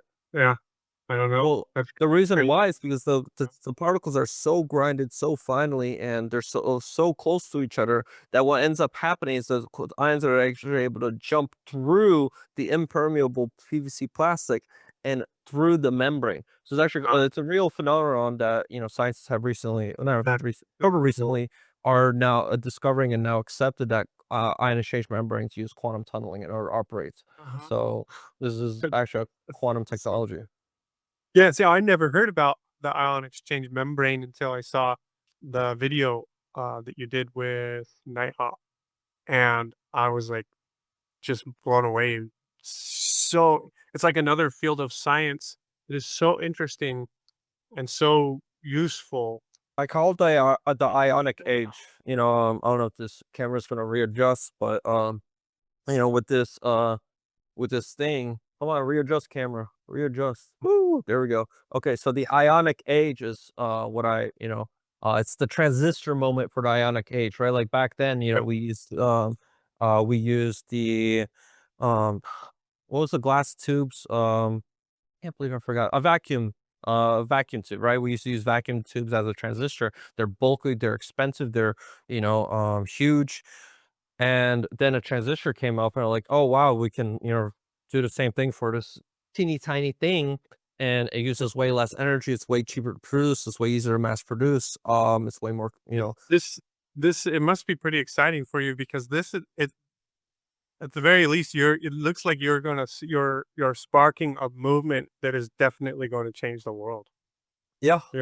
You get to be a part of There's a big change in the world. It there's seems a to me. There's a show on Netflix right now called Sparks of Tomorrow. I highly Uh-huh. recommend watching it. It's an anime, but it's about this kid who is excited about electricity, right? And this is back, you know, 100 years ago or whatever, back when there wasn't electricity. You know, he's super excited about electricity. He's coming up with all these ideas of how electricity can be used for the future. You know, that's I think third episode they're like, you know, talking about light bulbs and him like, you know, trying to make light bulbs, and you know the on amazement of, you know, when he created a light bulb, or you know the made a light pretty much illuminating the whole town. um you know, like that whole like that show, I'm like, wow, what a beautiful time for it to literally be airing right now as I'm developing this technology. Yeah, I don't think it's a yeah. coincidence, right? Again, this it's That's why a lot of these things is, I definitely have excitement, I have this, but I have a unique level of excitement where I'm confident. I know that this is the future. It's not a matter of if, it's a matter of when. Like this, Yeah. it makes no sense to use any other technology, right? You can generate electricity 3 times That's more. literally how I feel about the Tesla turbine. Every Yeah. single power plant in the world should be using it, and I think that there's been a real active campaign from keeping it from the general public, and I it I only think it's just makes tradition. I think a lot of companies, they just are, or a lot. they already got something they know that it works, and why Exactly. change everything? Well, there's a lot of reasons to change everything, and I think that but, there's a video. I don't know if we can talk about this, but there's a video by Lasix that talks about the Tesla turbine, and they completely screwed everything up. They're talking about how the discs will stretch, and it's impossible to have a turbine a certain size because the RPMs required is so high. The RPMs required in the turbine are not as high when they're larger. That's only when they're small, so they said, Yeah. "Well, it has to have our high RC. RPM to get a high efficiency, because if you have a 6-inch diameter or a 4-inch diameter rotor and you speed it up to 60,000 RPM, it'll be efficient. But what if you have a 5-foot diameter rotor that can't go 60,000 RPM without the materials being destroyed? It doesn't need to go that fast. Yep. It's like little motors. You can have a little motor that goes 100,000 RPM, and if you want a bigger motor, you can't say that all motors are going to fail because they all have to go 100,000 RPM. It's just literally they were accurate enough on the math when they were doing the calculations, and they did a great representation of how the Tesla turbine works. But it got the video got 14 million views or something like that, and I know that it was intentional what they did. They There's intentionally deceived people into thinking that that's the way it works, and millions of people were deceived. That's the only reason I was saying I think there's an active there's campaign 2 types of people in this back. world. There's people who find excuses and people who find solutions. That's Mhm. a person who finds excuses, okay? Yeah. That's the mo like, once you like, that's one of the things that, like, when I talk to someone, I can immediately realize, "Oh, they're someone that finds excuses." And it doesn't matter how much you debate them, how much you argue with them, how much you do anything with them, they're gonna keep finding one excuse after another until they go into a circular argument. And Yeah. once you enter a circular argument, it's over. It doesn't matter how much you argue, how much you put facts in their face, they're just gonna find an excuse after excuse after excuse. One example I can give is, I made a video about producing steel, or iron powder at room temperature. And, in that video, I was explaining how comparing, using electrolysis, to the traditional steel refining industry. So a lot of people think steel is you get iron ore, you put a lot of heat to it, and you melt out metal. That's not how it works. Um, Actually, everything is chemistry. So even iron ore. So what you're doing is you're getting iron oxide, rust, and you're trying to reduce it down to iron metal. That's a reduction process. That's a chemical process, right? You're trying to remove that oxygen out from the iron metal. And the way to do is they'll add carbon. The carbon reacts with the oxygen to form CO2. Then now that you have a bunch of extra carbon in the system, so now you re-inject some oxygen to try to clean it up, some fluxing material to try to remove the contaminants, and now you get an iron product. This technology, like for some quick points of why this technology is so much better. Normal steel is costs $450 a ton. This does it for less than 170. I think it's like $150 a ton. So 3 times cheaper. The end product is pure iron. Now you can still realloy it into a steel, but the reason why having a pure iron is a super, super huge thing is because now you're starting with pure ingredients that you can now create actually exotic alloys or exotic metals out of. That's one problem a lot of people have with Chinese steel, for example, is because there's a lot of contaminants in it, right? So now you're able to produce pure iron. Also, another great thing is you can use lower grade iron ore. So a lot of people don't notice, but the normal iron industry, they use 95% rust as their iron ore. If it has less than 90% iron oxide rust, it's uneconomical to process. There's too many contaminants, and the end product becomes too difficult to clean up. So, right. Also, another benefit about this process is you can use renewable energy, because instead of you requiring off a instead of you having to heat up an entire furnace and that takes a whole week, you can use solar energy. And if this, sun stops shining, you can turn off the electrolysis cell and nothing gets damaged. So, anyways, point is, all of these benefits, right? All this cool thing they create this pure iron powder. And, I tried talking to this YouTuber, and it was a YouTuber that I actually looked up to a lot. His cause is, I don't know if I should call him out, but I guess I'll call him out, Scrap Science. Um, I looked up to him because he talks about, doing his stuff at home. And I was trying to explain to him these things, and he's like, okay, well, and he kept making excuses after excuses, saying why the process is bad, why it wouldn't work. And then the thing that like just blew me off was he said, well, you have an iron powder, you can't really, or you're gonna, make dendrite crystals. You can't really make that as a structural component. And I'm like, dude, you just remelt it. Like, come on. Really? That's your argument? Like, and this, he didn't do it as in one sentence. No, he wrote like an entire paragraph about this, explaining why it's my proposed process is not going to work because it forms crystals instead of, a finished metal product. It's like, no, you just remelt it. And you either way have to do it because you have to realloy it, right? You have to add carbon to produce the steel, but like it only costs $50 to melt 1 ton of steel. The melting part isn't the energy part. It's the reduction process. And he's a chemist. He should know. He produced his own metals using electrolysis. Like like the energy intensive part is not heating things up. It's the reduction process. And It almost seems like he was just trying to keep just trying to discourage you so that you don't keep doing it. I don't know. it's like I said, there's Otherwise it two doesn't types of seem people. logical to me that There's he would people even. who find excuses and people who find Yeah, solutions. I get I- that's If why he's under, somebody else can make more and I get it, right? We all have that, flaw, right? Like if I look at, sometimes people come up with me some technology, and I'll be on my skeptic mind, right? I'll keep thinking, oh, what issues can there be? The problem when or the point when it stops being skepticism and starts being delusion is when you start asking questions which can be answered if with 5 seconds of thinking, right? When you ask, when you give counterpoints that if you just stop, relax, think about what you're saying, you would Well, realize the answer to that they're problem. stuck on what they started with, and they're identifying with that. They don't and if they were to be wrong, they would look like an ass because they put so much energy into, their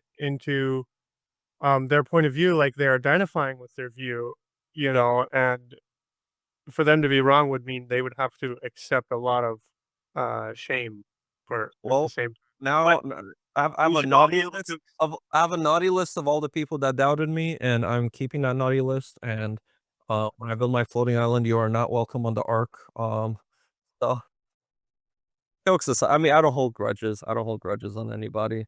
Um, Yeah, I but I think society definitely needs to address this point, because it's a point that I think a lot of that, I think that type of thinking has caused a lot of harm in society, where there's a lot of really good people that do a lot of really good stuff. And what that results in, right? So when people, again, when I first started, right, I had a lot of that, people doubting me, people, giving wrong arguments and over and over and over and over. What that results in me is, when I see that you do that over and over, I don't think, okay, well, next time you bring up a point, I'm going to critically evaluate it and think of it. No, next time you bring up a point, I'm going to be skeptical of you and be like, okay, this guy's an idiot. He's saying nonsense again. I'm not going to waste my mental energy on his nonsense, because everything he said thus far has been nonsense. And but that's such a dangerous part. Like one example I can give is the guy that created the submarine that got destroyed underwater. you know a lot of people gave him a lot of hate for points that wasn't needed. One great example is the Xbox controller he used. So many YouTubers, so many people, and one thing he even bragged about was how he used an Xbox controller and how much hate he got from so many people for it. And even after that incident happened, a lot of people still mocked him for using an Xbox controller, which is the most ridiculous thing in the world because why is that a problem? Why is an Xbox Exactly. Why? controller? I was gonna say, why is that the problem? The problem was the Yeah, stressor, not yeah, the but no, the controller is a genius idea. This is a product that has been built for years and years and years, that has been tested, that has been well optimized. There's so much but no, no, no. Apparently, that's a bad thing. What you need is a proprietary system that is new and novel and specific for that specific application. Costs $200,000 for a single controller, and we see it all the time in the military and stuff, where when they do that stuff, ends up not working. Right, well, but here's an well, that just brought me up to a point I wanted to make about my Tesla pump. There's a there's a product I saw that was $500,000, or it was $150,000 for a 500 gallons per minute pump with a diesel engine. So that just made me think we're getting 260 gallons per minute, on our little 4-inch diameter rotor. So it just puts it into perspective, how how great the pump is. yeah. You know, for 500 gallons per minute, we're doing half that, but we're doing it on a pump a fraction of the size, and And they're how many trying to sell people it for $150,000. yeah. But they And are how many selling it to the military for $150,000. and You how know, many people doubted you? How many people, gave you skepticism and criticism and this and this and this oh, and there's countless people on yeah. YouTube and stuff, And and not really anyone in real life gave me. Nobody's ever. I don't think anyone I've ever talked to in person has doubted yeah. what I Always the do. keyboard warriors, the people who think Yeah, they know the everything about key keyboard. it's the people. Yeah.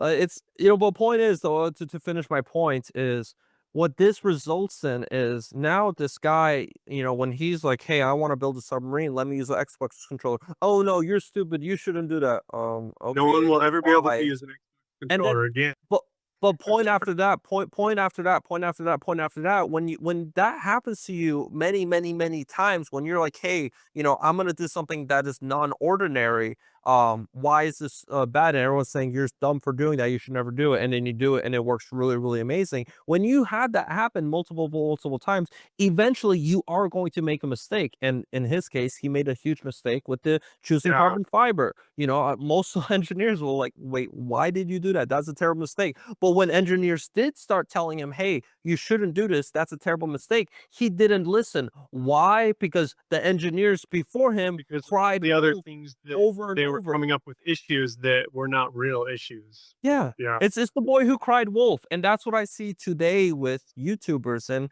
engineers and the mainstream science, which isn't science anymore. Because again, science is about, hey, let's be open to any idea. Let's critically evaluate it. Let's critically test it. Let's critically see if it works or not. Not just blindly dismissing it just because you're not used to Because everyone else did, and you learned to blindly dismiss it from everyone else, you know? it.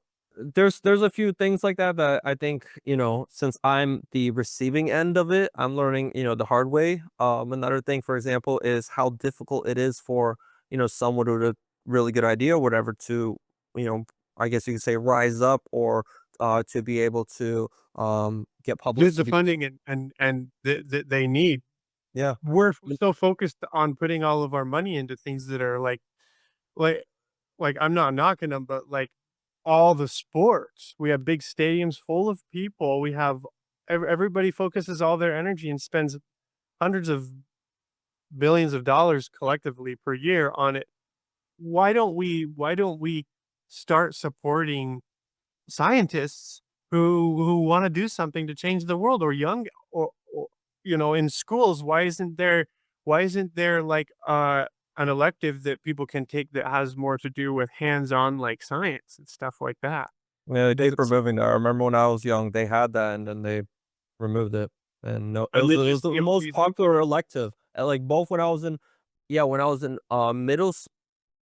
middle school, they had that, they removed it, and then when I went to high school, they had that and they removed it. Um, That's something like, I would it have was the most wanted to spend. popular. I would have wanted to spend all my time doing that stuff if it was available when I was a kid, and it was not available, Yeah. unfortunately. But hopefully that can change too. You know. But now, now that, like, again, think of how many other people there are, like, we're still nobodies, right? We still, there's people with multi-million dollar chance. And thanks so much to Nighthawk for giving me that chance, right? If So he cool. Yeah, I was like, wow. I was I really reached impressed. out to I reached out to so many YouTubers, like, I kind of get depressed whenever someone sends a message like, "Hey, you should reach out to this guy or this guy or this guy." I'm like, "Yeah, I already did." He ignored. Oh yeah. But like the point is I'm trying to get at is like imagine how many other people there are with for example, the cure to cancer, some other crazy stuff, or sort of the ionic age, some other insane discovery, right?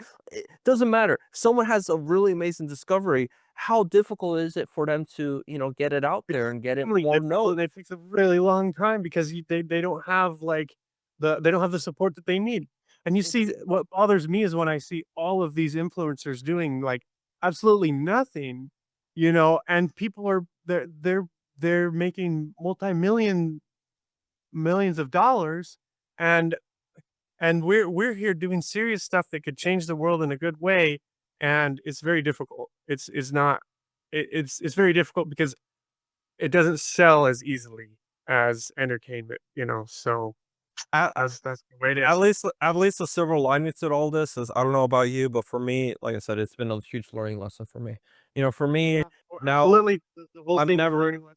Yeah. I give everybody that comments a chance. I give everyone that emails me a chance. I give, and most importantly, that's why I came up with the consultation service and why I recommend a lot of YouTubers to do it because, you know, and I get it, right? In the YouTuber's perspective, again, in my perspective, like especially when back when my videos were going super viral, um, like I was getting so much nonsense emails that like, it was, and people were wanting to call me, want to have one-on-one chats, and I'd have a 2-hour chat with them and it'd be the most unproductive thing I just spent my time on, Yeah, and it's hard. It's and hard yeah, deciding and it literally what takes is it takes up gonna your entire day, yeah. so I get it, but what if you can, use capitalism to, turn a negative into a positive, right? Instead of, you being overwhelmed with, requests to reach out, you put it under a fee.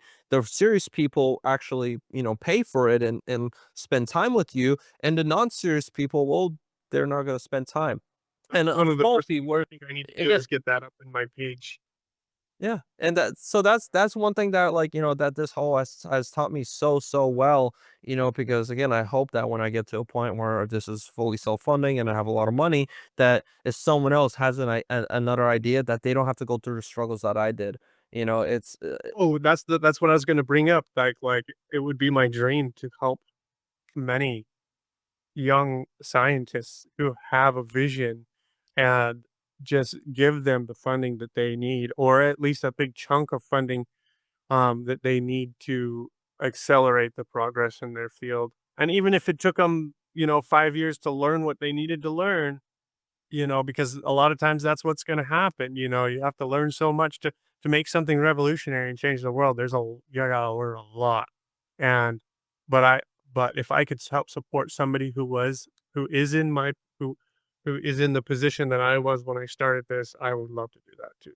that's why I really that's actually the core foundation of my floating island is that I want to create an ecosystem. I want to create a community where, somebody can come and do research, do science, right? And we're all, on our independent islands, but we can be And connected and together. having a mentor too, like, when I was growing up, a lot of the science stuff that I did was just by myself, and I'm playing with chemicals, I'm playing with electricity, and I'm building things that could potentially be pretty dangerous.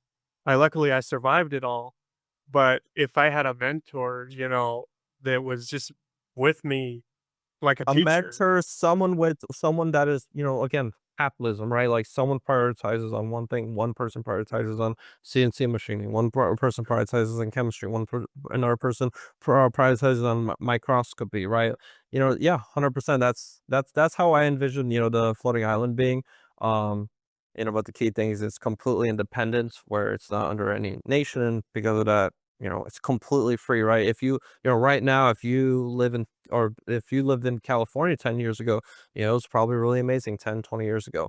And you build a whole company, you build a whole infrastructure. And now, if you decide you don't like California for whatever reason, well, now you're screwed, right? You have to spend a lot of time and resources and energy to do so.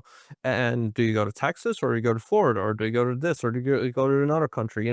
It's a really huge dilemma. But if you can have everything on this floating thing, that, if you decide, hey, if you want to go to Europe and see Europe for, a month or two, if you want to move your platform to South America, see South America, if you want to move it to this other this other communal group, you can move it there. Again, that's the whole idea of seasteading. It's really beautiful Yeah, that and that reminds me, like Ocean Builders is trying to build a really small, or is just trying to build smaller versions of what you're talking about, and I think that it's not they might be able to nail it. I'm not saying that they can't do it, but I think a larger platform like what you're talking about would be easier to power and easier to maintain and stuff, the biggest rather than trying to problem do it with all on such a the small biggest scale. problem with all of these builders, all of these, there's Peter Thiel, there's people with insane amount of money that we'll probably, maybe, I don't know, but we'll probably never see. Even they were never really able to achieve this goal, because what they realize, it's like, how are you going to build it? Okay. If you build it out of metal, it rusts. If you build it out of wood, it rots. If you build it out of concrete, it cracks and it's heavy. But end of the day, all these materials are expensive. You build any significant platform, and you're talking about millions and millions and millions of dollars just for one person to live on. That's not sustainable. That's not economical to scale up. But one key aspect that I'm really interested in, and I have some ideas on how You to. wanna build it out of an ion exchange membrane. No, no, no, Which is no, no, no. so yeah. I annoyingly have quite a few people on my Discord server mention that. But no, no, no. My vision is steam fused plastic. So Uh-huh. what you do is you get shredded plastic, you put it into a mold, you get steam, you heat that steam up. It's called dry steam, but you heat it up to a higher temperature, okay? So like 300 Celsius or whatever. You then flow that steam through the shredded plastic, and what ends up happening is just the surface layer gets melted. You just press it together, no, not crazy pressure, just a little bit of press, and boom. 'Cause it melts and then it makes a seal, and then you're not melting anything else underneath, right? Is that what happens? It only melts the surface layer of the shredded pieces. So Yeah, it doesn't melt the inside of the plastic. The reason why that's a huge thing is plastic is an insulator. If you ever tried recycling plastic, or if you look at people yeah. recycling plastic, it takes a lot of energy, a lot of time, and a huge extruder and a lot of power just to be able to, melt it into a mixture and push it into a mold. And then when you put it into the mold, sometimes you have to wait a whole day just for it to cool down. It's Plastic is a very, very difficult material to work with and, process. However, If you what's sh nice. if you shred it and then you put the steam in, does it does it It bind feels everything? solid.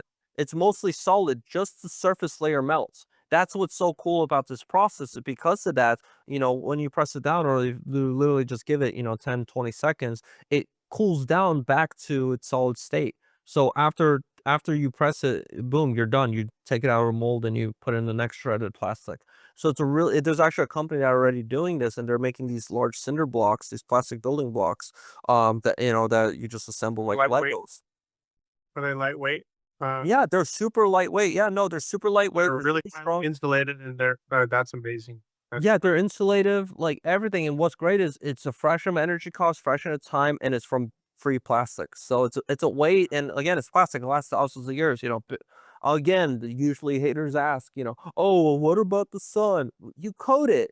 Okay, you can coat it with yeah, you things. coat it. You can do epoxy coating, or you can even there's people that build actually floating island from like floating trash assembled together. What they do is they throw dirt on top, and the roots and the plants will actually go into the plastic and actually hold it all together. And again, since it's Wow. dirt and plants, they protect the plastic from UV damage. So And they also protect it from leaching more chemicals into the ocean, I presume. you'd still need to coat it. Yeah, you still want to coat it, just to prevent leaching of chemicals. but it's better than this plastic being floating on the water, completely dispersed, getting exposed right Yeah, into and the thing about it just sitting there floating on the surface is the sun is actually turns it into very small particles, which then it would be impossible to do yeah. anything with. But if you solidify into a mass, Solidify you it into a top coat to it. protect it from the Yeah, sun, with and it's actually a form of preventing contaminate further contamination with the plastic. It's a form of cleaning up the oceans, right? We know there's entire little countrysides of floating plastic. And when I say countrysides, I don't mean like finely dispersed. Yeah, that's when normally, or like the overall area, it's most like that. But there's literally areas where like where per square yard, there's literally like 1 or 200 pounds of plastic per square meter per square yard. So that's a lot of plastic. And again, you just have, a floating island and it just collects a little bit more. You use solar panels, and solar panels are dirt cheap right now.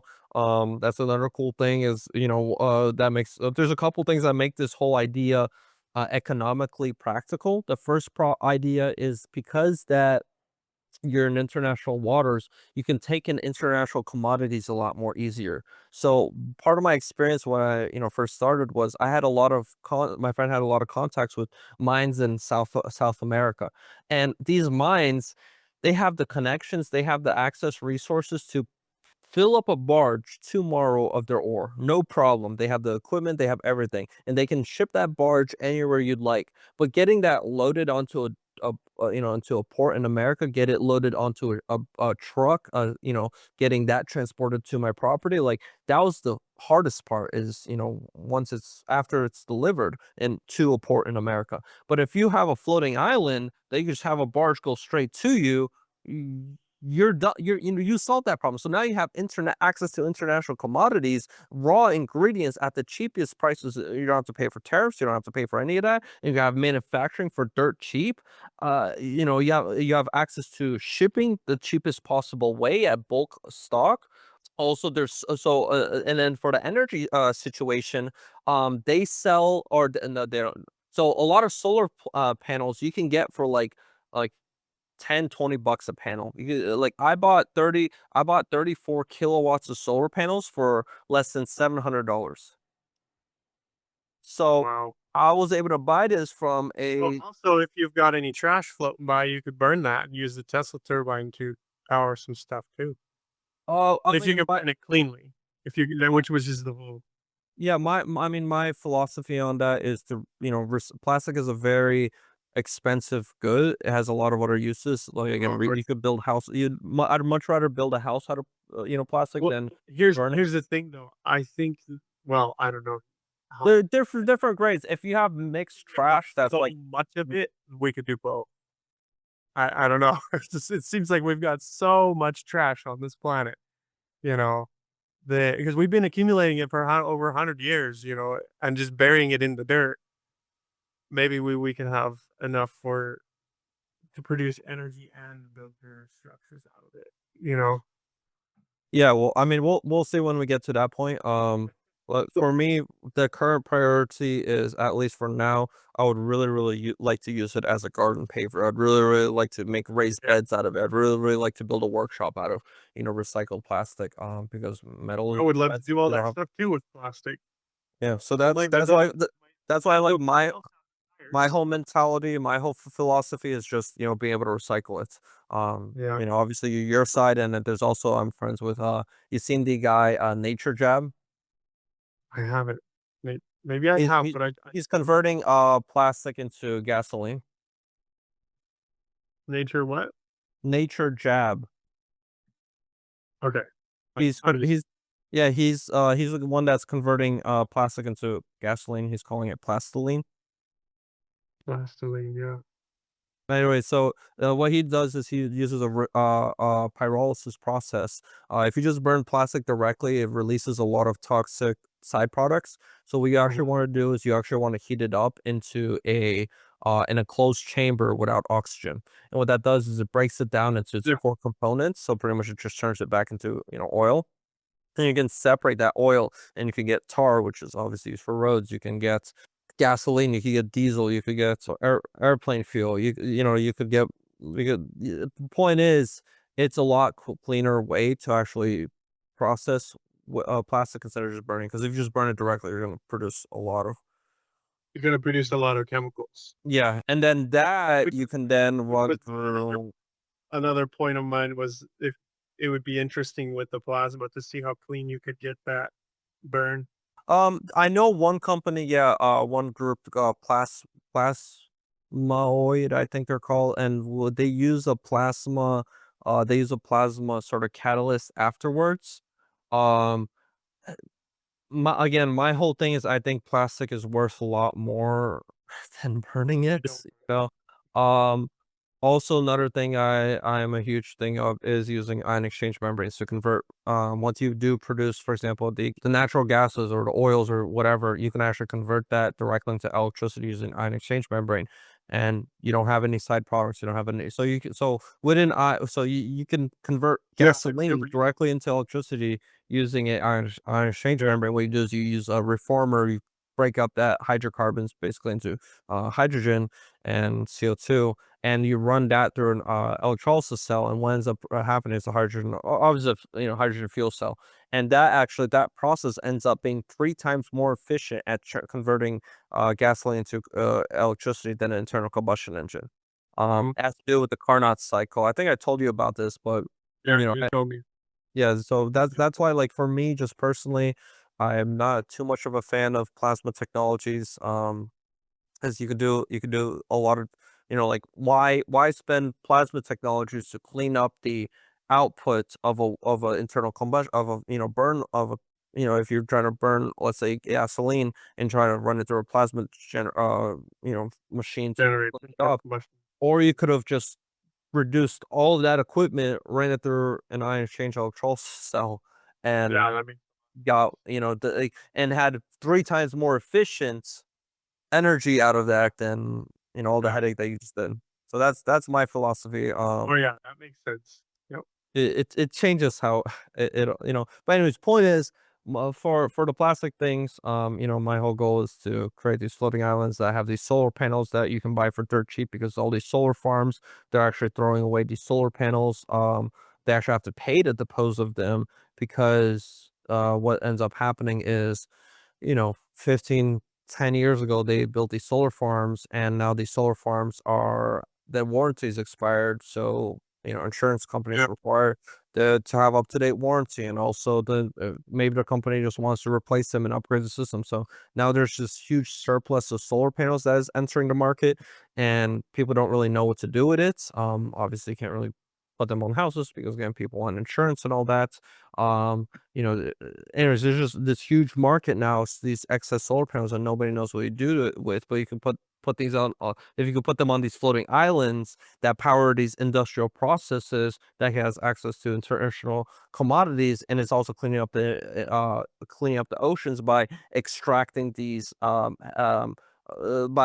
extracting the floating plastic, and to build more of these barges, and also it's using ion exchange membrane electrolysis processes and industrial processes that is completely closed loop, and there's absolutely zero pollution, and you have a completely closed loop cycle, and the only input you need for them is electricity that you just got from your solar panels, and also you can store electricity for dirt cheap using redox flow batteries, and it's just Oh, all of yeah. it together is how I've been envisioning this ecosystem and everything together. So just takes something to do it. Mhm.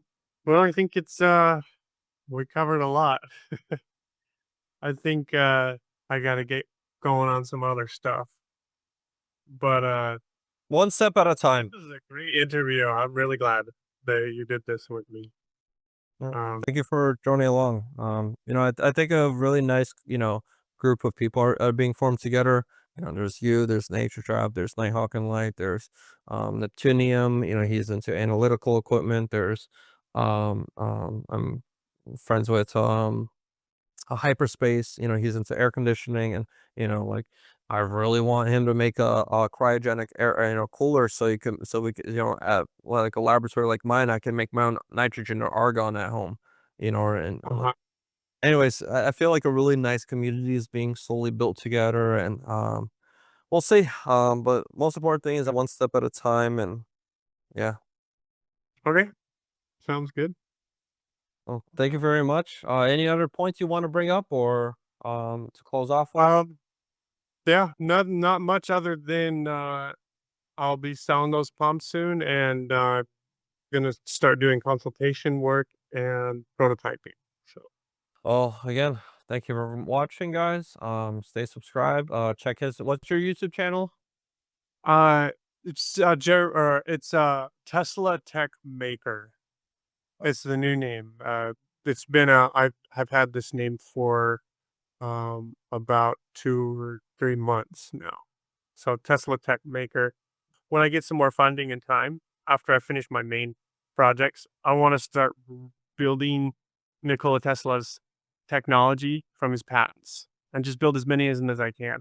One of them I want to build is the ozone generator that I'm really excited about because he was basically saying for the amount of energy he could produce almost unlimited amounts of ozone, and I really think that has a lot of applications, and it would just be exciting and fun because it's with plasma.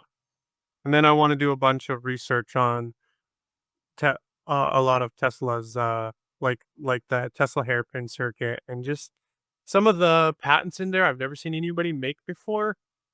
And it would just be really cool just to see some of his technology be made that no one's really looked at, you know, some of his patents. I'm glad to hear that. It takes someone to do it.